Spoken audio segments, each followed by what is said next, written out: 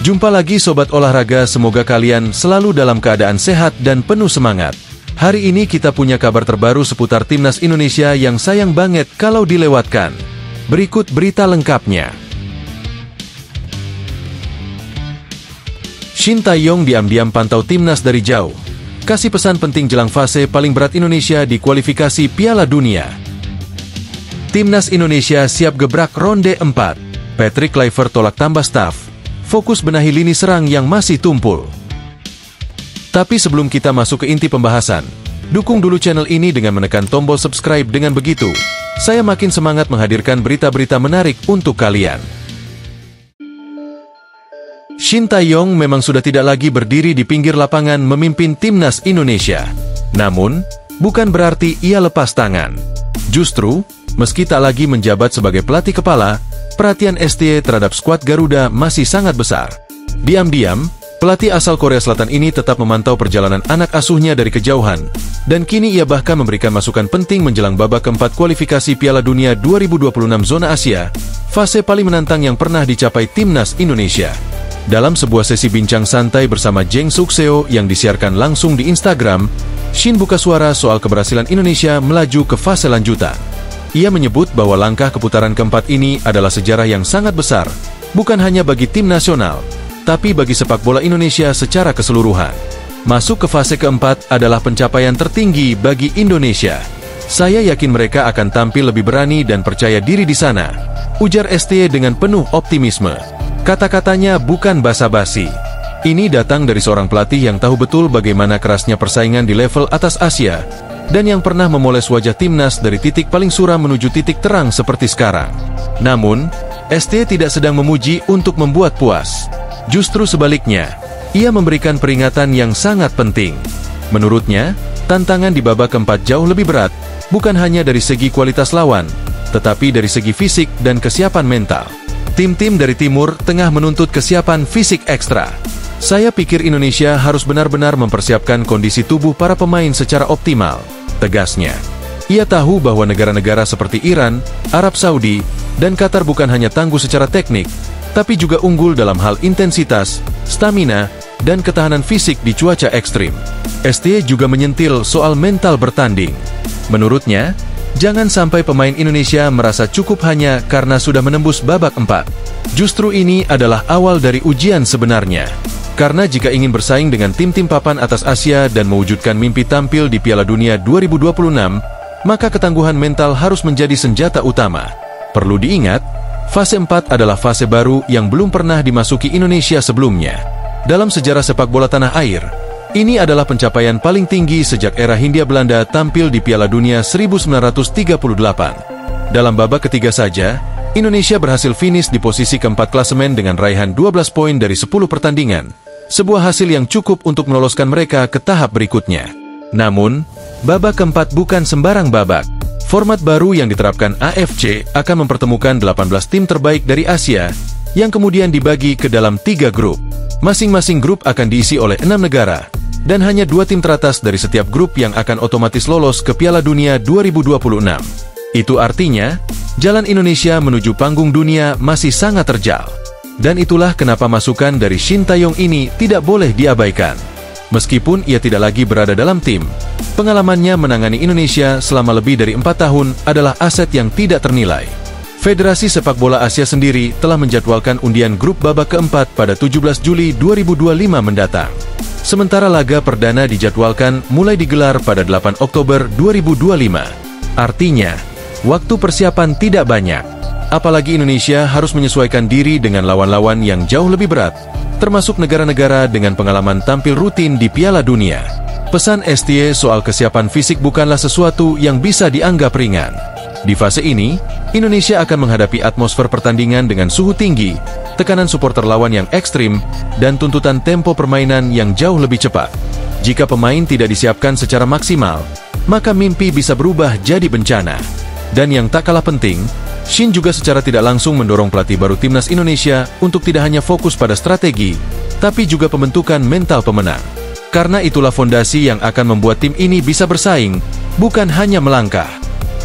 Tapi jika masukan dari Shin Tae-yong benar-benar diperhatikan, baik oleh pelatih baru, federasi, maupun para pemain, maka peluang untuk mencetak sejarah bisa tetap terjaga.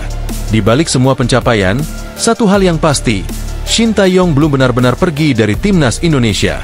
Fisiknya mungkin sudah tidak di pinggir lapangan, tapi semangat dan pengaruhnya masih membekas kuat. Dan kini, lewat pesannya, ia ingin memastikan bahwa perjuangan ini tak berhenti di tengah jalan. Karena sejarah baru sudah dimulai, dan jangan sampai kita gagal menuliskannya sampai akhir. Timnas Indonesia siap gebrak ronde 4. Patrick Kluivert tolak tambah staf, fokus benahi lini serang yang masih tumpul. Ronde keempat kualifikasi Piala Dunia 2026 tinggal menghitung bulan, dan timnas Indonesia pun mulai bersiap menghadapi tantangan terberat sepanjang sejarah kiprahnya di sepak bola Asia. Meski baru saja menelan kekalahan pahit 0-6 dari Jepang, pelatih Patrick Kluivert tetap tenang dan langsung mengambil langkah tegas. Evaluasi menyeluruh, dengan satu fokus utama, memperbaiki lini depan yang masih tumpul. Tidak tanggung-tanggung, Kluivert menyebut bahwa sektor ofensif adalah titik paling krusial yang harus dibenahi sebelum Indonesia bertarung melawan raksasa Asia seperti Iran, Arab Saudi, atau Qatar. Kami perlu meningkatkan sisi ofensif. Kami masih kekurangan kekuatan dalam penyelesaian akhir.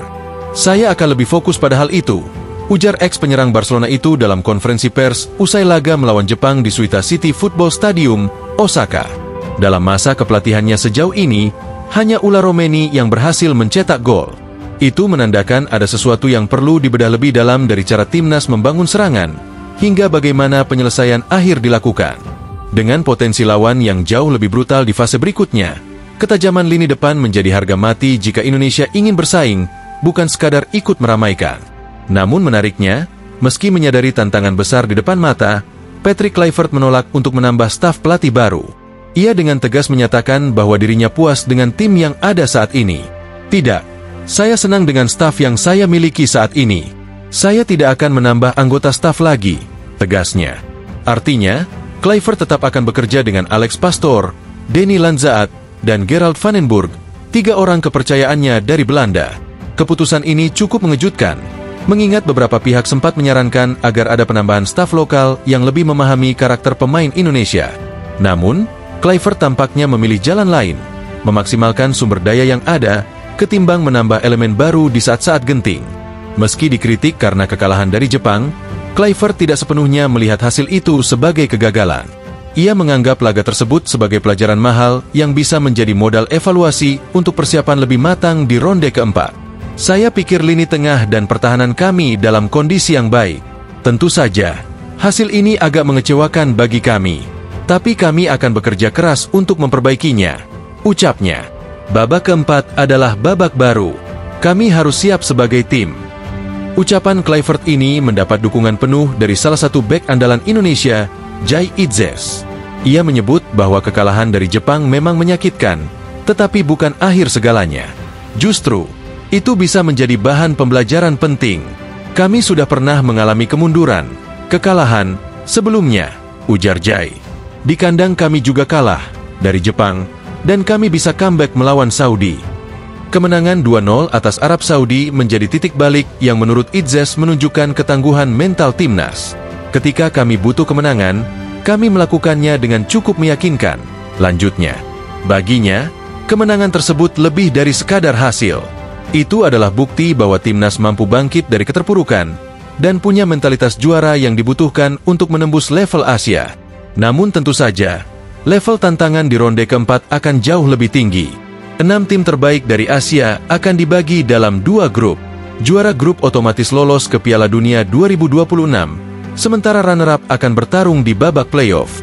Ini bukan lagi soal menghindari kekalahan, tapi soal menang dari negara-negara elit yang biasa tampil di Piala Dunia. Dan untuk itulah, segala kekurangan, terutama di lini serang, harus segera dibenahi. Tak ada ruang lagi untuk kesalahan kecil. Sebab di fase ini, satu peluang yang terbuang bisa jadi penentu antara lolos ke Piala Dunia atau gugur tanpa perlawanan. Kini, semua mata tertuju pada Patrick Kluivert dan timnya. Apakah mereka bisa memanfaatkan waktu persiapan ini untuk benar-benar menyiapkan strategi jitu? Ataukah mereka akan kembali terpleset oleh kesalahan mendasar yang tak kunjung dibereskan? Yang pasti, waktu terus berjalan. Nah, itulah pembahasan kita kali ini. Semoga bisa menambah wawasan dan memberikan informasi yang bermanfaat untuk kalian semua.